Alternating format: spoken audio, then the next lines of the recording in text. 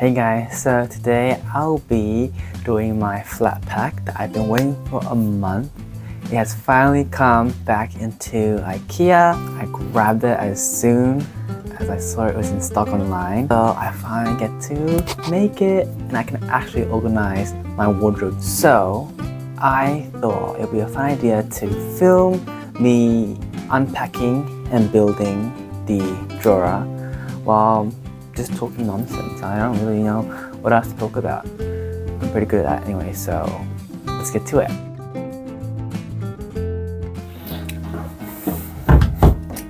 Okay, so I have my trusty Reed Shop box cutter. I love this one because I like how it retracts back after you finish cutting. Very safe. Okay, so first things first is we need to unpack these. We're gonna get these open.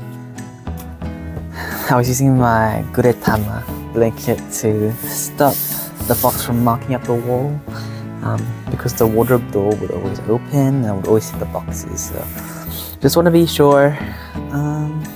It's actually really heavy, so I don't know. I think I might start with the box number 2.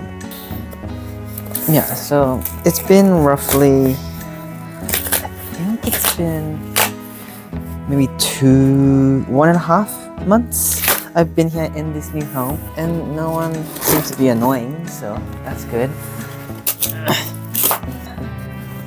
So yeah, the whole community here quite well since I went to the high school here. It is a little bit different from my first home, which is in a very vast, very green area. Like anywhere you would walk, there would be like some random field of grass.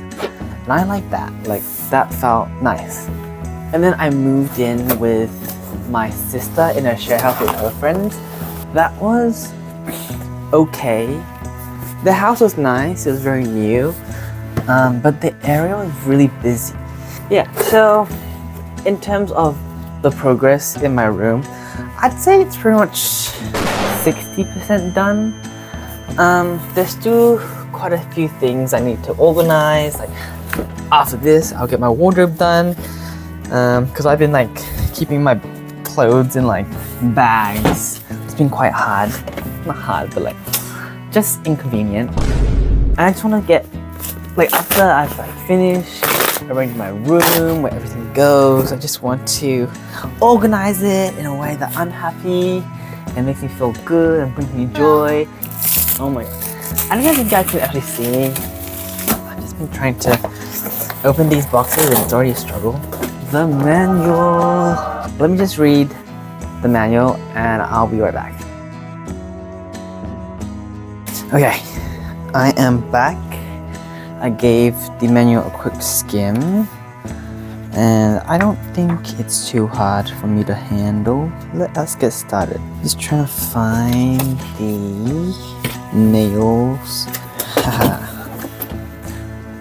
My trusty reject knife.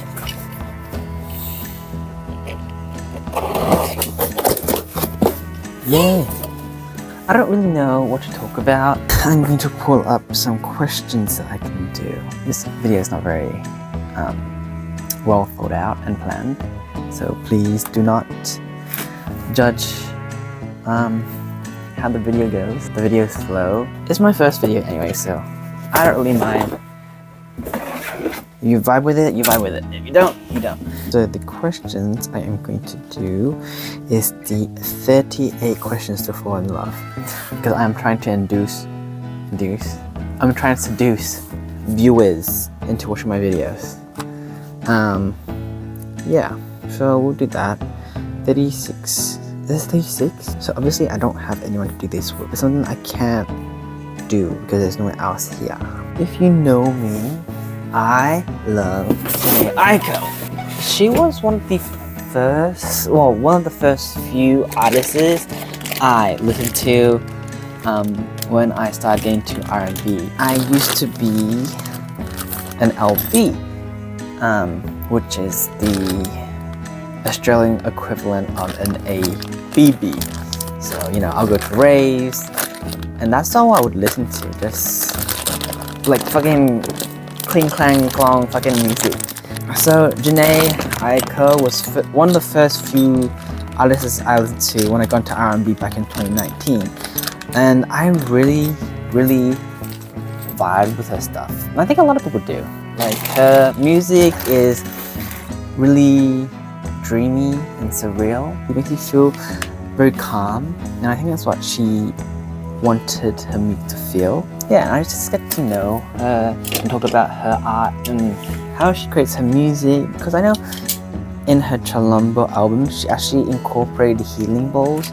They're like tuned in different notes, and each note corresponds to like maybe a certain chakra. Next question. Would you like to be famous in what way? I just feel like I want to live a life to the fullest. I know that being famous also gets you like money and stuff, but like I feel like sometimes if you're like really famous, they don't get to go anywhere because they're always bombarded with paparazzi or like fans or just people recognizing them on the street, and I feel like you don't get to really live in the world because you're always being interrupted, or you can because you cause chaos because you're present at a certain place. Those who are not as well known or only appeal to like a certain niche, I think in that way I would like to be famous like that. Like I would have some sort of community that if you know me, you know me, but I'm not like really big. If I were to be famous, then I would probably want to be famous for doing something that aligns with my values and beliefs. Next question. Before making a telephone call, do you ever rehearse what you are going to say? Why? For phone calls, for friends or people that I know, it's just a casual conversation. Yeah, I probably wouldn't rehearse what I'm going to say because, you know, I shouldn't do that. I guess maybe if you're like delivering bad news, maybe in that way, I would kind of prepare myself for the reaction, or yeah, I'll just like word it in a way that will kind of lessen the blow.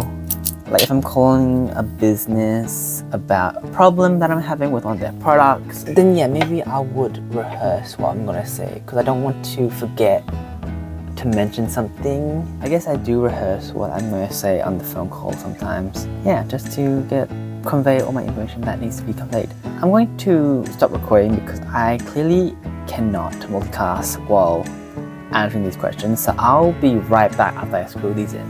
Now that I finished doing the frame of the drawer, I'm gonna start making the drawers. We can continue doing the questions. What is my most treasured memory? My most treasured memory would be the first one. The first memory I've ever had in my life that I remember. So it was at my cousin's house. So I was in his room. I remember I was in a crib and all the adults, like my aunties and uncles and my mom, were in the dining room next door to this room. And the door was ajar a little bit, and I was laying in the cot. And I remember looking around, it was a white cot, and on the right side of the cot was the wall that had like Mickey Mouse stickers and all that. And like I remember when I was like older, those stickers were still there. So I feel like this memory is real. Like it wasn't like just made up or dreamt of. So yeah, I was lying in the crib. I woke up and then I started to call for my mom. Started shouting like, Mom, Mom, Mom. But no one came. And that's about it. That was my most treasured memory because it's my first one. I don't really know why my mom did not come to the room. I guess I wasn't shouting loud enough and they were talking too loudly in the dining room amongst themselves. Or maybe like I thought I was saying the word mum, but maybe I was just like mumbling because I was like little and stuff. Oh, how do you feel about your relationship with your mother? I feel like these questions are a little bit too deep for a first video, so I'm going to stop there. I'm actually going to finish doing these drawers and I will show you the results afterwards.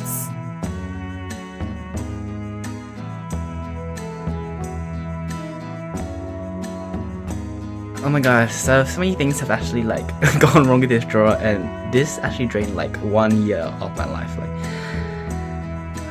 But after everything has been done, it is now complete. Oh, look at it. It's gorgeous. Look at it. It's so nice. And the drawers come out so nicely too. Like, I love them. Anyways, thank you so much for watching. I don't have any videos to recommend you, so thank you. Bye.